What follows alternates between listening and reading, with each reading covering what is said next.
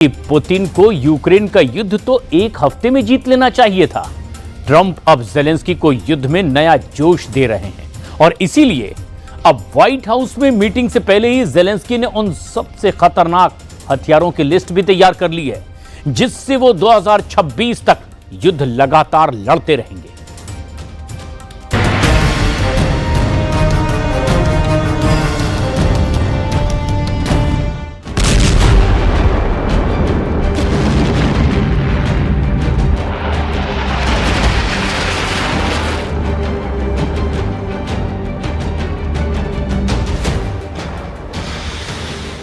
Vladimir Zelensky ने 2026 में युद्ध लड़ने की तैयारी कर ली है।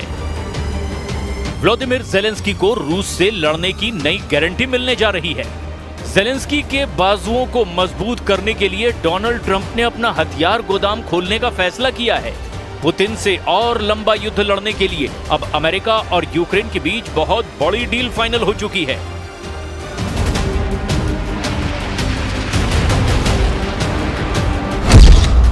आठ 8,000 किलोमीटर का हवाई सफर तय करके कीव से वॉशिंगटन डीसी पहुंचकर जेलेंस्की बड़ी डिमांड रखने वाले हैं। ट्रंप से मीटिंग को लेकर जेलेंस्की ने अपनी मांगों वाली लिस्ट तैयार कर ली है।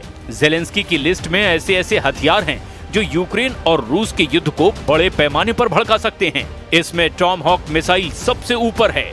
दूसरे नंबर पर हाइमार्स रॉकेट हैं। तीसरे नंबर पर नए एयर डिफेंस सिस्टम और उनकी मिसाइल हैं। इन्हीं तीनों हथियारों को लेकर जेलेंस्की के 2026 वाले युद्ध का मोर्चा हो सकता है।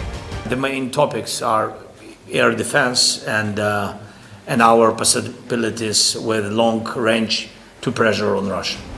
इस वक्त यूक्रेन की हालत बहुत ज्यादा खस्ता है क्योंकि पुतिन के ड्रोन और क्रूज मिसाइल अटैक ने कीव समेत यूक्रेन के कई शहरों में अंधेरा मचा दिया है। पुतिन की सेना अब यूक्रेन के उन ठिकानों पर हमला कर रही है जहां से बिजली सप्लाई होती है, लिहाजा यूक्रेन के शहर अंधेरे में डूबे हुए हैं।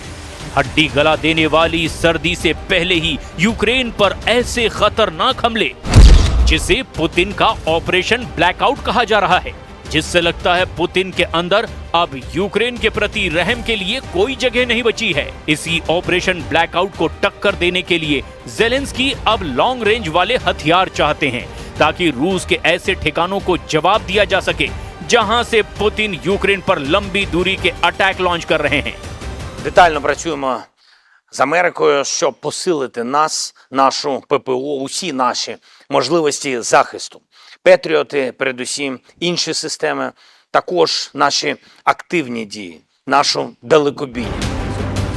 यहाँ जेलेंस्की पुतिन की सबसे बड़े दुश्मनों में से एक काया कैलस के साथ में हैं। एस्टोनिया की पूर्व प्रधानमंत्री और अभी यूरोप की विदेश नीति तय करने वाली काया कैलस ने जेलेंस्की से कहा है कि पुतिन से कड़ी टक्कर लेनी होगी। अब जेलेंस्की ने साफ कहा है कि उन्हें लंबी दूरी तक मार करने वाले हथियार चाहिए और डोनाल्ड ट्रंप ने भी कह दिया है कि टॉमहॉक मिसाइल वाला अमेरिका का गोदाम भरा हुआ है। We're talking about Ukraine, yeah. I mean, I have the president coming in on Friday, and I know what he has to say. He wants weapons. He would like to have Tomahawks. Everyone else wants Tomahawks. And we have a lot of Tomahawks. Tomahawk is do you need any Tomahawks in Argentina? 2025 में Vladimir Zelensky और Donald Trump की meeting खट्टे मीठे तजुर्बों से भरी रही। इसीलिए Trump और जेलेंस्की की इस मीटिंग का नतीजा क्या निकलेगा ये सिर्फ डोनाल्ड ट्रंप ही जानते हैं, लेकिन जेलेंस्की को यकीन है कि इस बार डोनाल्ड ट्रंप पुतिन से लड़ने के लिए उनकी झोली टॉमहॉक मिसाइलों से भर देंगे। Кількість і про можливості поки що говорити рано. Хоча, скажу відверто, я поділився з президентом Трампом нашим баченням вже. Але деякі такі речі, напевно, не для телефонної розмови, тому ми зустрінемось.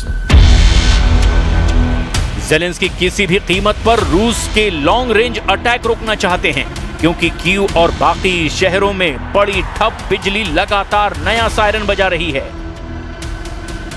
वैसे बिजली के ठिकानों पर हमले यूक्रेन पर शुरुआत से हो रहे हैं, लेकिन सर्दियों से पहले ऐसे अटैक जेलेंस्की और उनके लोगों के लिए बहुत बड़ा खौफ बन जाते हैं।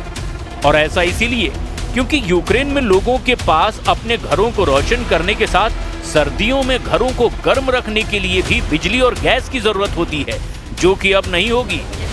वैसे जिस युद्ध को लेकर के 4 साल तक का वक्त होने वाला है, उसे लेकर ट्रंप ने पुतिन पर बहुत गहरा तंज कर दिया है। एक तरह से ट्रंप ने पुतिन का मजाक उड़ाकर कहा कि ये जंग तो उन्हें 1 हफ्ते में जीत लेनी चाहिए थी। Look, I'm very disappointed because Vladimir and I had a very good relationship, probably still do. I don't know why he continues with this war. This war has been so bad for him. He's going into 4 years of a war that he should have won that war in 1 week. He's now going to soon be into his 4th year. He's lost 1.5 million soldiers, probably close. Certainly in terms of wounded and no legs and no arms and all the things that happen in horrible wars. It's a horrible war. Zelensky की demand Tom hoc वो missile है जो Putin और Donald Trump के बीच सबसे बड़ी दुश्मनी की वजह बनती जा रही है। अब ऐसे में सवाल ये उठता है कि क्या टॉम हॉक रूस और अमेरिका की सीधी टक्कर की शुरुआत कर सकती है? क्योंकि अगर ये मिसाइल ज़ेलेंस्की ने मॉस्को फायर की तो समझ लीजिए वर्ल्ड वॉर का खतरा मंडराने लगेगा। ये है अमेरिका की टॉम हॉक मिसाइल जो यूक्रेन को मिलने जा रही है, क्योंकि ट्रंप ने एक तरह से इस मिसाइल को सप्लाई करने की हामी भर दी है। 2500 किलोमीटर की रेंज वाली ये क्रूज मिसाइल रूस और नेटो के बीच तनाव को बुलंदियों पर पहुंचा चुकी। 900 किलोमीटर प्रति घंटे की रफ्तार से ये मिसाइल जमीन से 30 मीटर की ऊंचाई पर चलती है, यानी रडार पर इसको ट्रैक करना आसान नहीं होता। डोनाल्ड ट्रंप जानना चाहते हैं कि ज़ेलेंस्की टॉम हॉक किन टारगेट के खिलाफ इस्तेमाल करेंगे, और ज़ेलेंस्की ने ट्रंप से वायदा किया है कि वो टॉम हॉक के जरिए सिर्फ रूसी सेना के ठिकानों को तबाह करेंगे। वैसे टॉम हॉक की रेंज और उसकी बाकी खासियत बता रही है कि ये मिसाइल रूस के लिए एक बड़ा खतरा साबित होगी। ये यूक्रेन की फायर पावर और रेंज दोनों को कई गुना बढ़ा देगी। 2500 किलोमीटर की रेंज वाली टॉम हॉक रूस के किन शहरों के लिए बड़ा खतरा है, जरा अब वो भी देख लीजिए। यूक्रेन की राजधानी कीव से रूस की राजधानी मॉस्को की दूरी 700 किलोमीटर है। कीव से ही रूस के एक और बड़े शहर सेंट पीटर्सबर्ग की दूरी 1000 किलोमीटर है। वहीं दक्षिण में क्राइमिया की दूरी 800 किलोमीटर है। यहां से रूस की सेना को उखाड़ फेंकने का ख्वाब ज़ेलेंस्की कई सालों से देख रहे हैं। जाहिर है कि ज़ेलेंस्की लैंड बेस्ड लॉन्चर की मदद से ही इस मिसाइल को फायर कर पाएंगे। अमेरिका ने टॉम हॉक को 1983 में सेना में शामिल किया था, लेकिन इराक युद्ध से लेकर अफगानिस्तान की जंग और यमन से लेकर सीरिया में अटैक और फिर साथ ही ईरान के परमाणु अड्डों पर भी इसी मिसाइल से हमला किया जा चुका है।